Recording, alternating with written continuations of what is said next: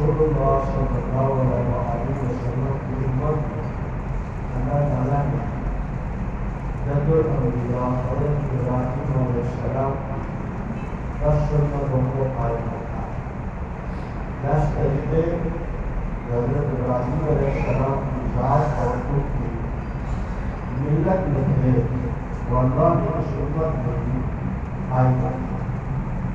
ملت ابھی کو قرآن میں اللہ نے فرمایا یہ تمہارے باپ ابراہیم علیہ السلام کی ملت ہے۔ دو باتیں سمجھ گئے، ایک سنت اور ایک ملت۔ سنت اور امت تو رسول اللہ صلی اللہ علیہ وسلم کی جگہ، لیکن ملت حضرت ابراہیم علیہ السلام جو اس کے اوپر کا ہوگا۔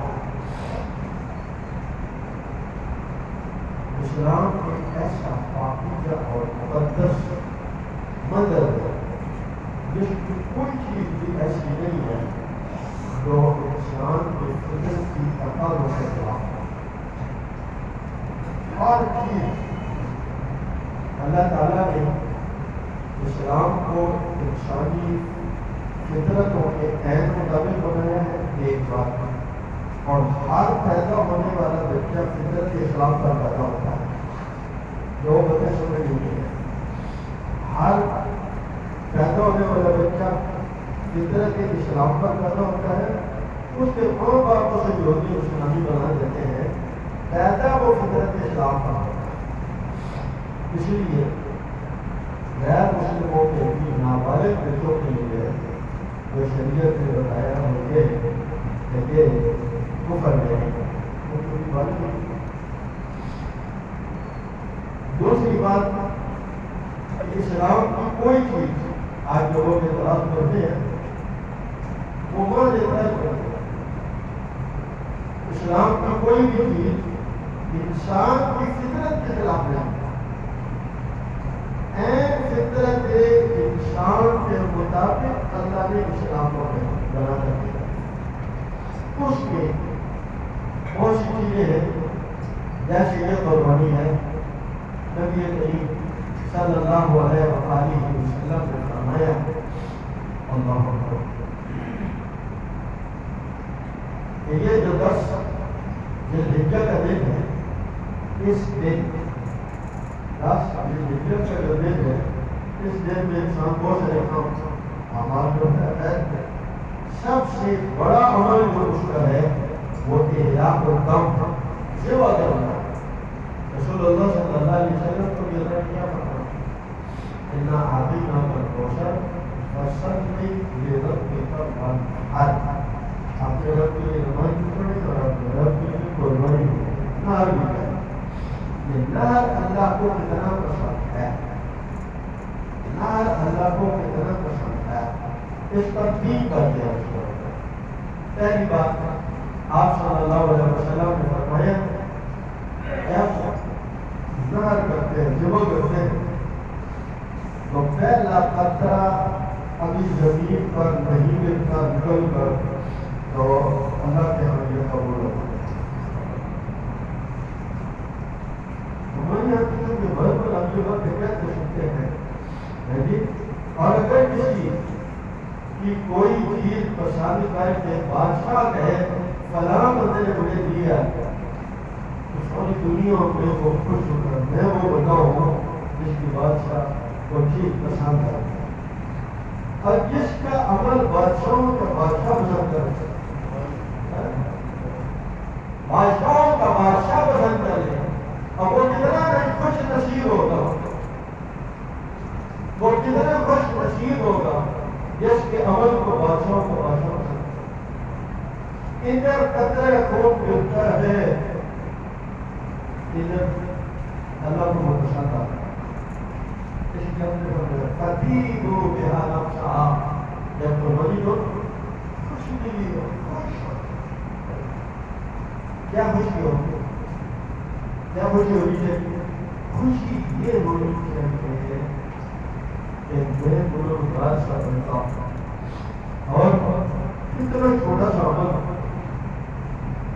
اتنا بڑا ہو رہا ہے، آپ لاکھ 2 لاکھ 5 لاکھ 10 لاکھ کا کوئی ہماری جگہ کرے گا تو کیا ہے؟ بادشاہوں کے بادشاہ کی نگاہ میں کیا اس کے نکاح میں تو ساری زمین کی چیزوں کی دیکھ ہوتا تو نہیں ہے، کیونکہ وہ خود بنانے والا ہے، اور وہ کہتے ہیں میں جاؤں تو سارا نظام کرم کروں گا۔ میرے اس چھوٹے سے عمل کو دیکھ کر میرا اللہ خوش ہوا۔ اپنی وہ دل میں یہ خوشی پیدا کرو کہ میرے عمل کو دیکھ کر میرا اللہ خوش ہوا۔ تو کتنی خوشی ہوگی اس بندے کو جس کے دل میں یہ تصور ہو کہ میرا خالق و مالک خوش ہوا۔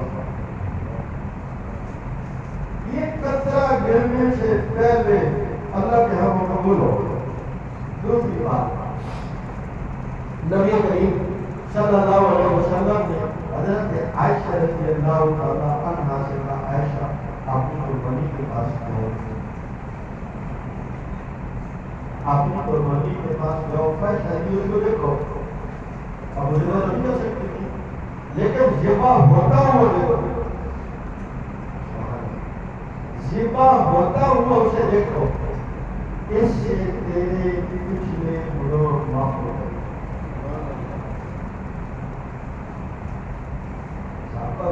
کمال تھے، عورت کو مرد تھے اور کبھی کمال تھے۔ اچھا حضور یہ ہمارے لیے آج بیت کے لیے کہ سارے مسلمانوں کے لیے سوال ہوگا۔ آپ نے فرمایا عائشہ اپنی قربانی کے پاس جاؤ، جب وہ ذبح ہو رہی ہے تو اسے دیکھو، جب وہ ذبح ہو رہی ہے تو اسے دیکھو، اور کس سے کیا میرے پیچھے دیکھو۔ سوال کیا ہے؟ یہ عمل، یہ جو اجر ہے، یہ ہم آل بیت کے لیے ہے یا سارے مسلمان کے لیے ہے؟ رحمت للعالمین صلی اللہ علیہ وسلم نے اپنے آل بیت کے ساتھ اس کو بند نہیں کیا، حسد نہیں کیا، بلکہ کیا فرمایا؟ ہمارے لیے بھی ہے اور یہ مسلم کی اور سارے مسلمانوں کے لیے۔ تیسری بات آپ کرو، اسی قربانی کو فرمایا کہ احمد کرو ہوگا، اور یہ جو جانور کو مجھے بکیا ہے، یہ جو جانور کو مجھے بکیا ہے، اس جانور کا خون ظاہر میں جو خون ذبح سے بہا، نبی مشکور اسے کہتے ہیں، ذبح سے بہنے والا خون یہ جہاں بھی لگے وہ جسم کی کپڑا بھی فکر بھی باتیں ہوتی ہے، لیکن چونکہ بادشاہوں کو بادشاہ کے نام پر، کیونکہ رب العالمین کے نام پر یہ خون بہ رہا ہے، قیامت کے روز یہ خون بھی،